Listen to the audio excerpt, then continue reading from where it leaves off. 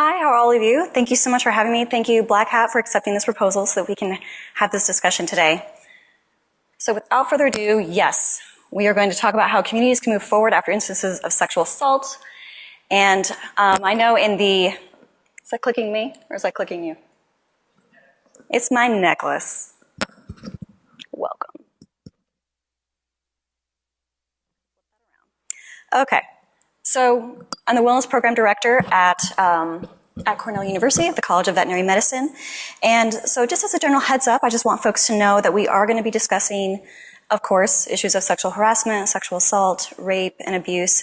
And I just want folks to remember to really take care of themselves. These are topics that affect all genders, all orientations, all races. It is not discriminatory. So if you are feeling like maybe some of the subject matter that we talk about, even though we are going to focus more on what to do after incidences like this occur, we're not going to be delving so much into the actual incidences. But I just want folks to remember that, if you need to look at a phone, if you need to kind of, disconnect for a little bit, or if you need to step out, please do so. No one's going to be offended, least of all me, okay?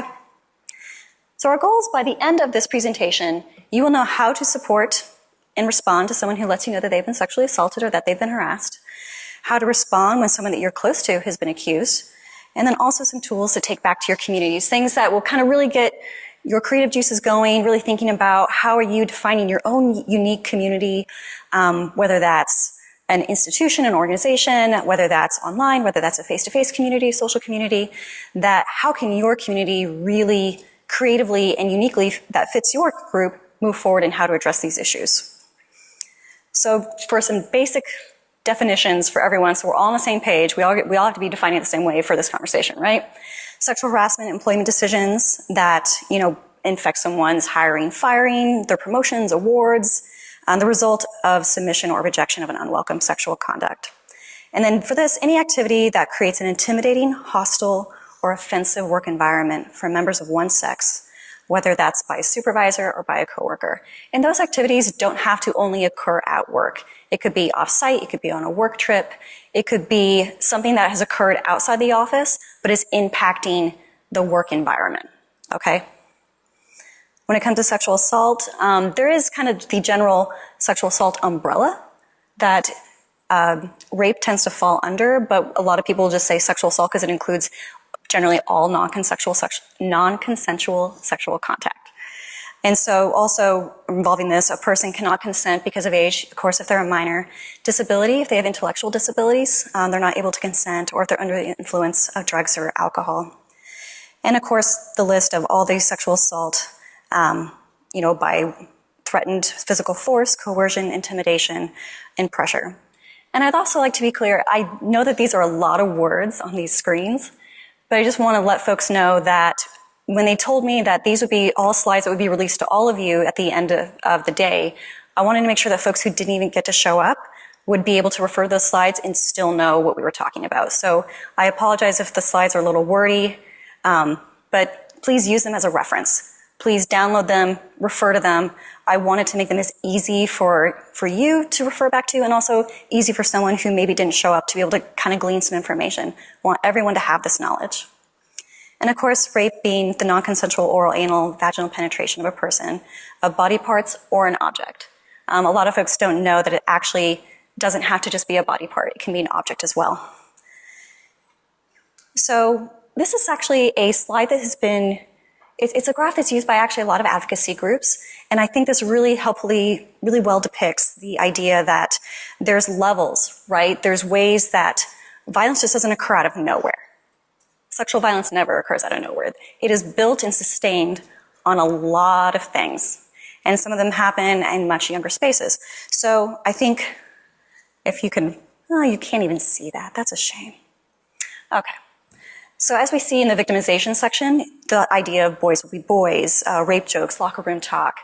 And I want to be really clear to talk about in this section that within that victimization section is also discussion around, be a man, don't cry, pardon my French, but don't be a pussy.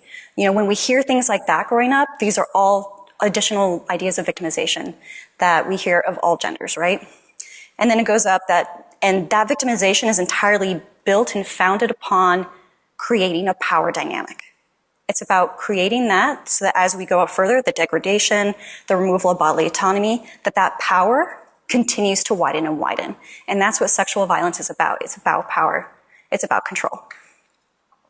And this all starts at a very early age, and it's, throughout our entire society, right? So common ways that people respond to sexual violence. So if you're a survivor of sexual violence, in that moment you may experience fight or flight. A lot of people know about that one. Very few know about freeze, that your body may just freeze. And things happen, and you're just like, I just couldn't move. I don't know why I couldn't move. I couldn't say anything, just nothing. I was just so shocked. I just was frozen. It's a very, very common reaction. Fear and anxiety, loss of control, nightmares, anger, trouble concentrating, depression, disrupted relationships. It's very common. Also, increase or decrease in sexual activity. When a survivor of sexual assault, after the trauma that's occurred, there tends to want to be a lot of distance, right? They want distance from the assault, and so sometimes that means a complete decrease of sexual contact. They don't want to go out, they don't want to see anyone, they don't want to go out on dates, they don't want to have maybe sex with their partner. And then there's some folks that distance for them is, I don't want the last time that any of that happened to me to be with that person. So they increase their sexual activity. And that creates the distance that they feel like they need. Very common coping strategies, right? Both achieving distance, both in different ways. And so we also have self-blame that occurs, along with disordered eating habits, other types of self-harm, and then withdrawal from activities. So how do we respond when someone tells us they've been sexually assaulted? So once again, I apologize for the wordiness, but I just really want to make sure that folks have this information. The unconditional support. You listen to them, you tell them that you believe them, you offer resources. Hopefully, I know that Black Hat has a code of conduct, so folks are kind of aware of what the expectation is. But at the same time, realize that there's other resources available in the community. There's resources that, are available digitally. There's resources available in person. And so knowing what is available is also really nice in that moment of, well, I know that there's this and this that you can go to. There's these people who are available to talk to. Also, don't press for details.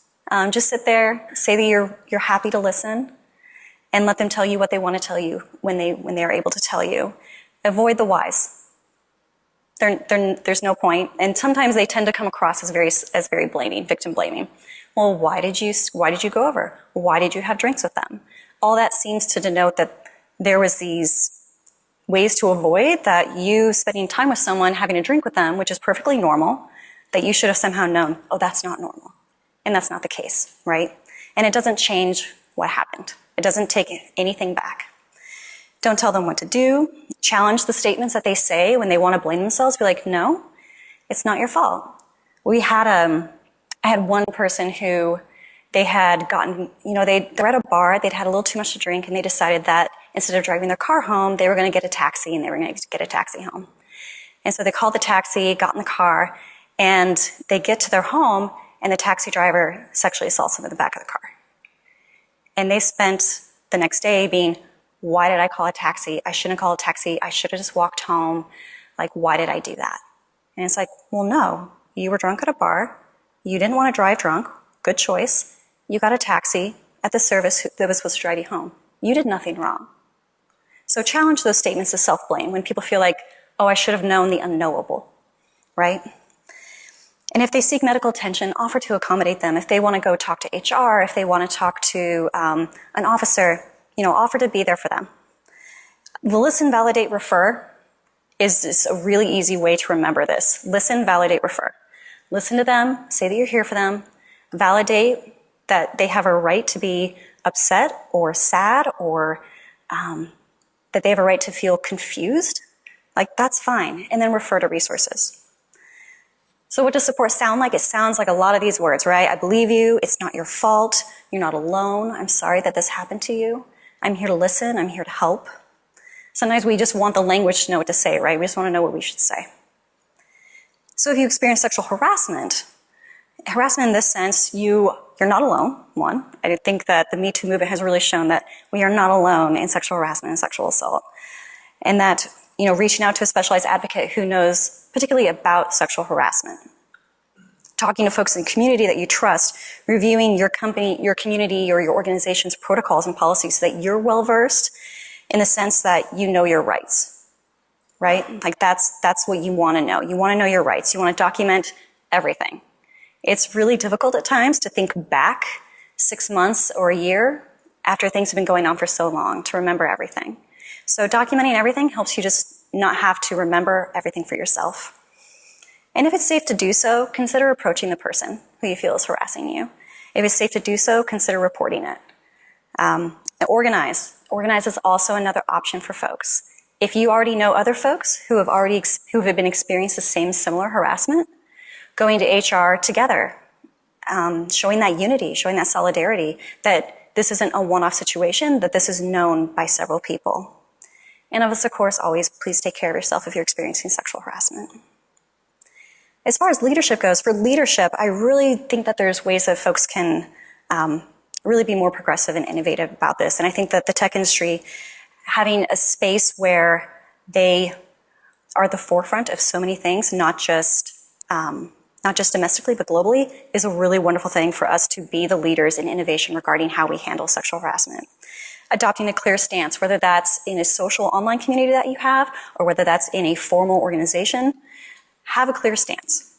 Make it very clear on all your platforms. Share it with everyone. Everyone should know what your stance is on it, what is okay and what's not okay. Take all your complaints seriously. Immediately support the victim. Train and teach community members at least twice a year about sexual harassment, what it is, what they can do about it, where they should go. I was shocked when I was talking with a group of employees and they're like, honestly, I don't even know who I would speak to if a client that I had sexually harassed me. I wouldn't know who to go to. Do I go to my supervisor? Do I go to HR? Do I go, to an advocacy group? Do I go to, who do I go to? And so the fact that there is a lack of clarity for some groups about who they actually need to talk to is a concern. And monitoring as a leader, please monitor your community. Look for signs of sexual harassment. Take a really invested interest in addressing this. Inclusive hiring and recruiting practices, remember how I talked about that imbalance of power and that all things are kind of built upon that existing? Diversity and inclusion helps rebalance that power. And of course, consulting with experts for additional programming. So supporting a friend that's accused, that one, I think it tends to be more tricky, right? It feels more complicated. And I want to be the first to say, you are allowed to have complicated feelings about your complicated friends. You are allowed to do that. You're allowed to have complicated feelings about people who you love and people who you care about. But in this situation, to support a friend who's accused, go to your friend and ask them what happened. Just be like, hey, here's what I've heard. Here's what I've read. Here's what's going around. What's going on? Did that happen? Don't defend them blindly. I had a person in one of our communities that I previously worked at, huge community blow up regarding sexual assault. And a person accused his friend, and he immediately was like, he would never do that. He would never do such a thing. He's the kindest person on the planet.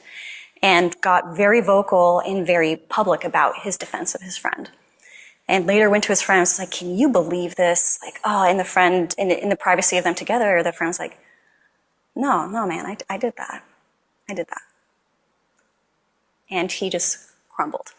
And he's like, I defended you. And he goes, and then of course the person's like, I feel even worse about what I did, but now I feel even worse that you defended me and I didn't tell you. And so don't defend blindly. Go to your friend first. Don't be a rape or harassment apologist, because the problematic behavior, it doesn't matter how wonderful and wonderful we all are. If we have problematic behavior, we need to hold ourselves accountable for it. It's not your role to be a detective. Some people really want to do that. They're like, well, I'm going to find out from this person what's going on here, what's going on here. Don't do that. Please, please, please don't do that. Just be there to listen. You're there to support your friend. You're not there to be Scooby-Doo. Don't Scooby-Doo this. And of course, violence and retaliation is not going to help your friend. It's not going to, if you get online and want to harass someone or try to be disparaging of the survivor who's making the accusation, it can only end badly. That's never going to go over well. And also that really hinders, if there's a process going on, that can really negatively impact that. So please, please, please don't do that. Another thing is to hold your friend accountable for the negative behaviors that they did. Don't let them make excuses. Don't make excuses for them to other people, and don't let them make excuses for themselves. You can support them without making a judgment about whether or not they did that. You can say, hey, I get that you're going through some stuff right now, that this all feels really heavy. Do you want to just hang out and watch a movie and eat a pizza? That's fine. You didn't make a single judgment about whether or not they did what they did. You can just be there to support and spend time with them. And of course, supporting them in ways that helps them offer restitution, that helps them find ways to seriously make efforts to not repeat the problematic behavior again. And also, educating yourself. I find that, particularly when we even talk about bystander intervention, it's like, oh, always help your friends, right? If you see your friends acting out, you go over there and say, hey, you gotta cut that out. And you kind of help block your friends from making poor choices. At the same time, we're all part of this, right? The entire pyramid that I showed earlier, we've all been fed that. We all have times, men, women, doesn't matter. We've all been fed things in our lives that we have said to other people that haven't been accurate. And as we've grown and learned to do better, we need to be better. When we know better, let's do better. Okay? So, of course, making sure that we unpack that within ourselves, that we're making sure that we're modeling authentic, positive behaviors, and also referring our friends to resources. If they're hitting a point, that really wonderful point, where they're coming to this awareness of, wow, I really have some problems. Or I really have a mindset that is really negatively impacting people. I'm hurting people. And so they want to go talk to someone. Please encourage that. Please encourage that they talk to someone. Because as you're not a therapist, you're not a counselor, you have your own limitations. And so you help them get the best help that they can with people who are specialized to do it. And of course, if you're the support person supporting a friend who's been sexually assaulted or supporting someone who's been accused, please remember to take care of yourself as that support person. Be mindful. You can also benefit from seeing a counselor or having a confidential person that you can talk to. Have extra time for the activities that you enjoy. And when we talk about boundaries, that you all have needs, right? We all got needs. We all have our boundaries. We know that if you are helping your friend, maybe during your lunch break at work, you can be firm that, hey, I can maybe respond to a few texts at home, but when I'm home, I'm there with my spouse and my family. I want to spend time with them. Or if it's about, hey, I can, particularly I think for female survivors who are being supported by other femmes, that maybe they both mutually have experienced a lot of sexual violence. And so when you have a friend who's maybe really processing the trauma that's occurred to them, that can be re-triggering for you.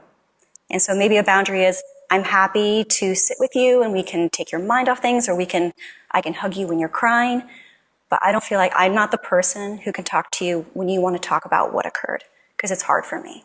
So please feel free to be firm about your boundaries. And also ask if there's other people that you can share the support for them with. Are there other folks in their lives who also know what's going on, who are willing to share those supports? Don't have you be the only one, right? So when we talk about this in the concept of a community, about your institution, your organizations, the idea of a community versus a group, that in a community, you share a mutual concern for each other's welfare.